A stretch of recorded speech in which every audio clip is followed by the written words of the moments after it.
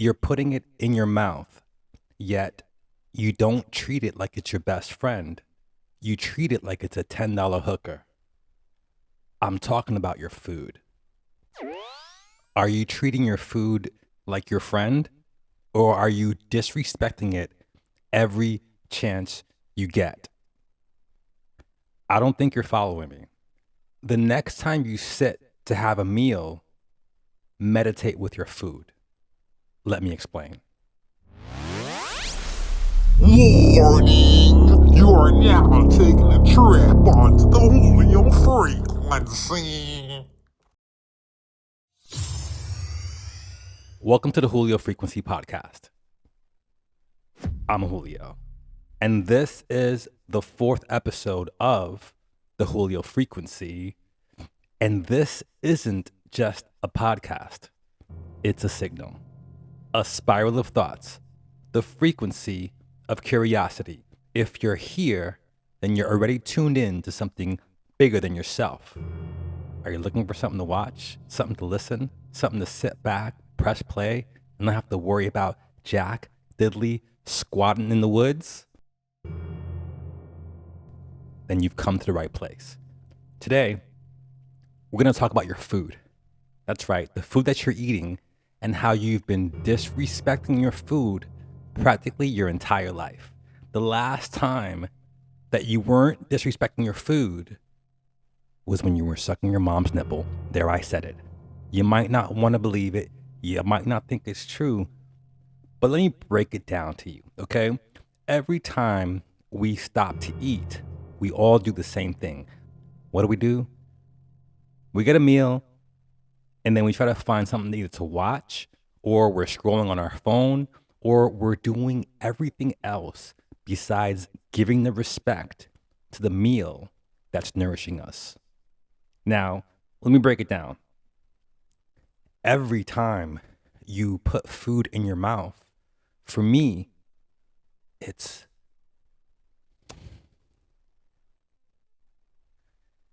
a blessing. It's an absolute blessing. Not everyone gets to eat the way we eat. I live in America, and the average American is overweight. I didn't make the statistics. That's just what it is. The average American is overweight. Back in like 2004, the average American male weighed about 190. The average American female weighed 160. I weigh less than both of those statistics right now, okay? And that's not because I'm special, not because I have special genes. I Let me just stop right there. I think we're going off the rails a little bit. We are treating food with the most utmost disrespect ever. Have you ever meditated with your food? Yeah, meditated. Doesn't sound that crazy, does it? Okay, maybe it does. But I don't mean like closing your eyes and going into a deep, state of consciousness while your food's in front of you. No, it's kind of like Bruce Lee jogging, and that being a meditation for him. He's in the flow state. He's not speaking to anyone. He's focused on his run and who knows what else, but there's a solitude between him and his run. Well, the same thing with your food. Create that solitude space with your food. Shut everything out. Your food deserves that time with you. Have you ever sat still in peace and quiet with your food? Some of us have without realizing it, and some of us have due to circumstances that were beyond our control, where you had no choice but to sit in silence and eat. You probably didn't realize how powerful that was for you at the moment, and how that probably helped you get through whatever you were going through at the moment, which placed you to have to sit and have a meal by yourself in complete silence. I can recall years ago having to eat a meal in a room by myself after being grounded for doing something I didn't do. I felt like the entire world was against me. When at the moment when you're young, your entire world is basically your parents. For me, it was a moment where I felt like I was being betrayed by my parents. I was sent to my room, and then I was given food later on that day. I'll never forget it. It was harina de maíz. If you know what that is, it's kind of like porridge. It's Some people think it's great. I'm not gonna say how I feel about it. I was forced to eat that stuff. It was nourishing to say the least. Anyways, long story short, I recall that time where I was stuck in my room. I couldn't do anything. And then I was given that meal. And I was told I couldn't make any noise in the room. I believe, I can't quote my mother at the time, but it was something like, don't make a sound, or I don't want to hear you. Something to that effect. It was years ago. I don't remember. But I remember that fear of having to stay quiet. That's the most important part here. That fear of having to stay quiet was inside my mind at the time. So here I am, locked up in my room, grounded, and now given this meal to eat, my harina de maíz, harina de maíz, harina de maíz. That's what it's called, all right? And as a kid, this was the very first time I did this. Very first time I did this, I was about 10 years old, just to put it in perspective on how powerful this is, even for a young child, okay? So at 10 years old, I'm now scared in my room, scared of my mother, okay? And I have to eat this meal as quiet as possible because I wasn't given a choice. I wasn't given a choice, okay? And I couldn't go anywhere. And I was alone in my room. I'll never forget it. The window was open. We had a fire escape. I lived in the Bronx, not the greatest neighborhood, but you can hear what's going on outside. It just felt like home at the time, you know? I had my bowl of harina de maíz. I had my spoon. And I remember trying to dip my spoon as quiet as possible and then putting it in my mouth and not even chewing, kind of like swerving, because harina de maíz is it's a smoothie meal. It's kind of like porridge. So you don't really have to chew it. And I was literally just whirling it around in my mouth as I slowly swallowed it. But I'll never forget what I felt as I was doing so. Normally, I might have been chewing it, or who knows. I don't ever remember what I did when I ate before that day. Obviously, I was way younger too. However, I remember that day like it was yesterday. I remember that meal like it was yesterday. And I remember as I was maneuvering the food in my mouth, I was feeling it. I was feeling every little grain of smoothness with the liquid that was mixed together. Got like a little of a thick type of like it felt like molasses kind of thing, going in my mouth and me slowly swallowing it. And as I ate, I continued. I went into a zone where I just felt each spoonful, each swivel in my mouth, and then swallow.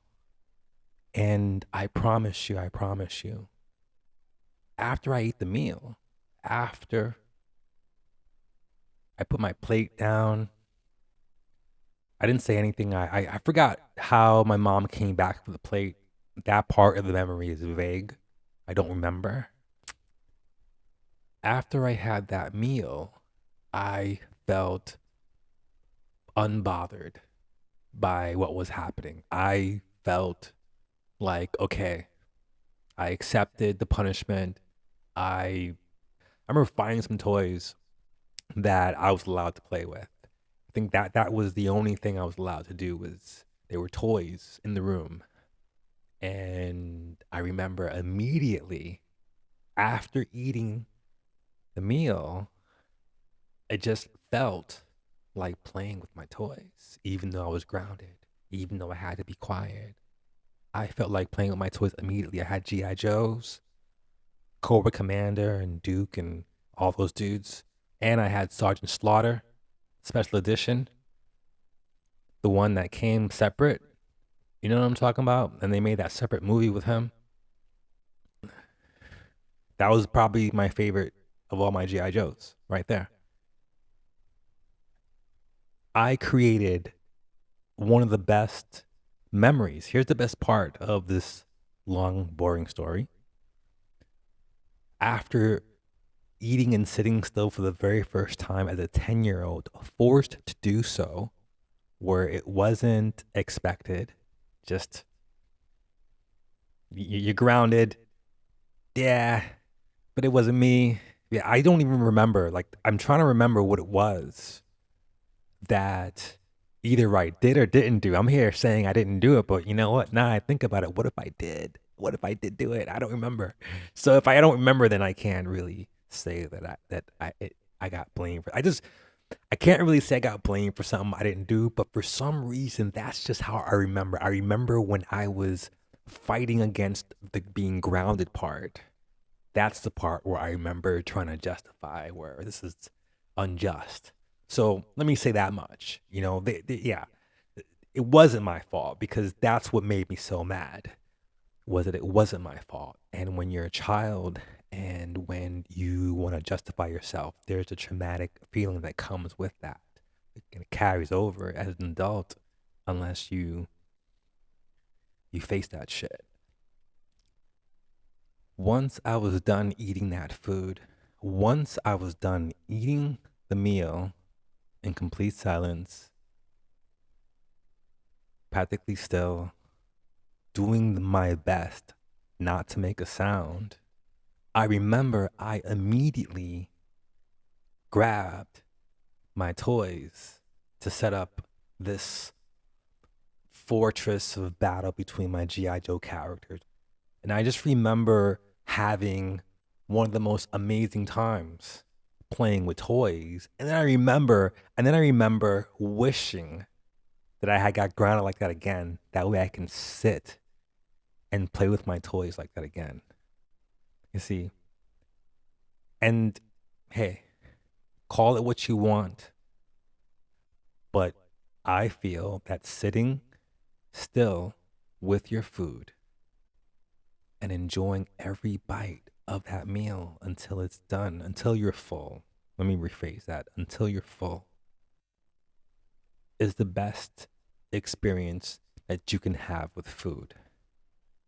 Meditate with your food, and I guarantee you that it will change the way you look at food, the way you serve food, the way you accept food, basically, the way just everything about food, you will look at food in a completely different light. Every time that we eat a meal, and that's every time, we should stop everything that we're doing and give the food that respect. How do we do that? By shutting off everything as far as television, social media, even music. Just shut everything off. Be in complete silence, complete quiet when you're about to eat your meal. And let me break it down to you on how you can meditate with your food. We all should be meditating with our food. Doesn't mean you have to do it on every meal, but I guarantee you, once you do it the first few times, you're going to want to do it all the time. And it's pretty simple. It's pretty simple. All you do is you get your meal, regardless what it is, regardless what you're eating.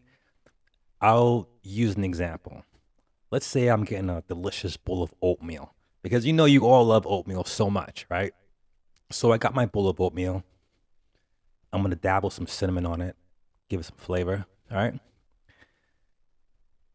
Oatmeal normally is hot oatmeal, right? So I'm gonna let it cool off a little bit. Now, as it's cooling off, I'm gonna set the space. I'm gonna set the space the same as if I'm setting a space to meditate. I should have a clean table and a clean chair. No, clean fork or sorry, clean spoon to eat with my oatmeal. Okay, so everything should be clean. First off, clean space.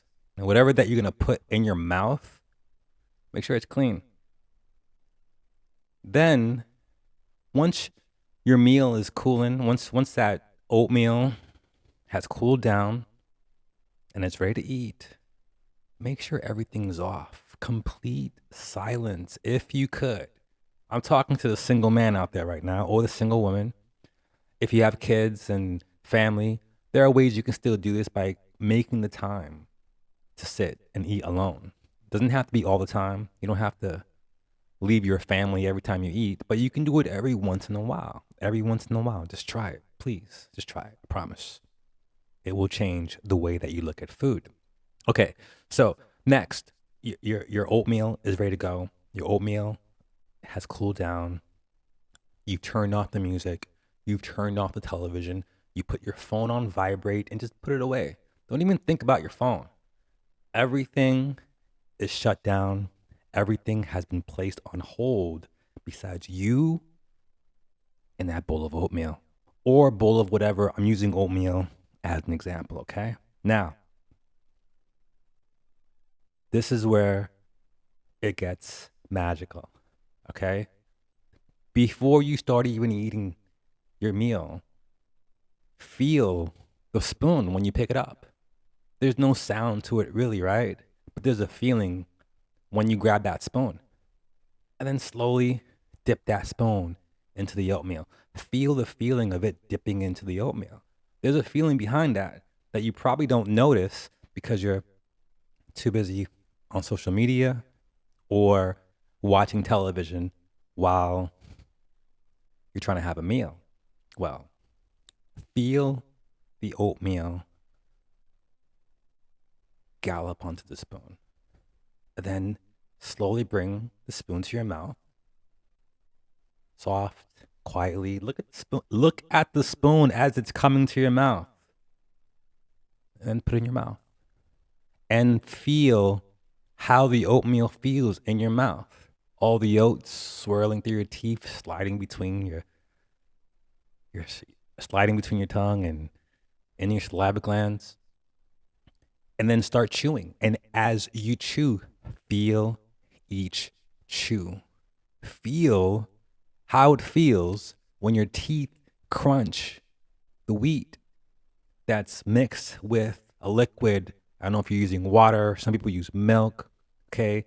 The crunchy sound of moisture and wheat inside your mouth. There's a feeling to that, and there's a sound it makes if you're listening from the inside. Feel that feeling. Listen to it. And chew with an intention of wanting to know what each chew feels like.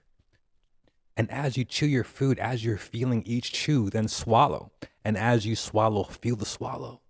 Feel the food falling to the back of your neck, then sliding down your esophagus. Continue to feel. Before putting more food in your mouth, just wait. Wait till the first batch. It's like when people go on those rides to go down the slides. They don't just send people down the slide right after each other. They send one person down and then they wait. Same thing. Send each bite down the hatchet and let it go down the way it goes until you feel it to where, okay, you gulped, swallowed, you paused for a moment, and you felt it. Do that with every bite. Finish the meal the same way. Every bite. You might be there for a while. You should give your food that respect. You should give your food that time, however long it takes. Be one with each bite. Be one with each chew. Be one with each swallow. Be one with your food. Meditate with your food. You don't have to have your eyes closed, but the intention of being present with your food, giving your food that respect. Your food is nourishing you. At one point, to some people, your meal was once alive. Now, your meal has been sacrificed for its life to keep you alive. And you don't want to give it the decency, the quietness it deserves while you eat it, that way you can feel it and feel it nourish you. You follow me? Give your food the respect. Meditate with your food. I guarantee you, you will feel different about it. Will it digest better? I don't know. Maybe. What do you think? Whatever you're eating went through a traumatic experience when it died. That's okay. But remember, though, remember that animal once lived. Now you're eating it. Meditate with your food. Meditate with every meal. I guarantee you it will change your entire outlook on food and eating. And what I've noticed, speaking for myself, when I'm paying attention to my meal, when I'm paying attention to each bite, chances are it's less likely I'm going to overeat because I'm going to feel myself. I'm going to feel like, wait a minute. When you're taking your time to eat, you're not rushing through it. They say that there's this timing on how when your brain knows it's full as compared to your body. I forgot what that statistic was. But basically, you don't get full. When you get full, you don't know when you're full really. Well, when you're being conscious about your meal, when you're paying attention to it, when you're feeling every bite, when you're feeling every chew, and when you're feeling every swallow, when you're meditating with your food, you're more one with it. And you're going to feel whether or not you've had enough. And you might put it you might put the spoon down a lot sooner than what you would have done if you had the telly on or if you were scrolling on social media.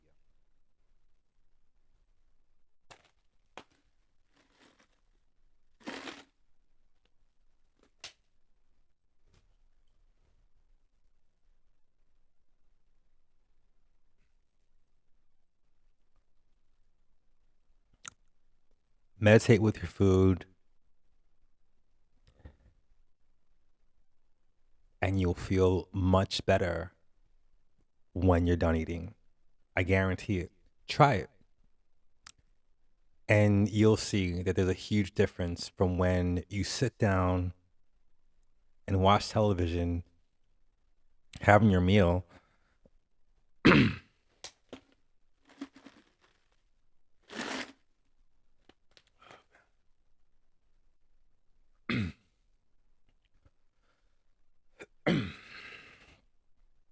Huge difference. It's like night and day for digestion. As far as I'm concerned, I know I can only speak for myself. So, speaking for myself, listen to me and listen to me very, very good. When you pay attention to your food, when you meditate with your food, in my opinion, your food in turn goes down much easy. There, I said it. Eat calm and you digest calm. Eat in spirit, you digest in spirit. Eat in harmony and you digest in harmony. It all comes together. Sit still and meditate with your food. Here's my challenge to each and every one of you that are listening right now. Okay? Your next meal, sit down, give yourself that quiet space. Create the space. What is create the space? Clean table, quiet atmosphere, no one to disturb you. Have your meal in complete silence. Feel every bite, feel every chew, feel every swallow. And when you're done, just sit and feel your food for a moment and know what that feels. And then get back to me. I would love to hear your sitting with food meditation story because every single time we share, we expand that frequency together. So I want to thank each and every one of you for tuning in to the Julio Frequency. Stay cosmic, stay curious, and keep spiraling forward. Next week, I'm going to talk about something that I have no idea what it is because I haven't thought of it yet. Until then, keep listening to your own frequency.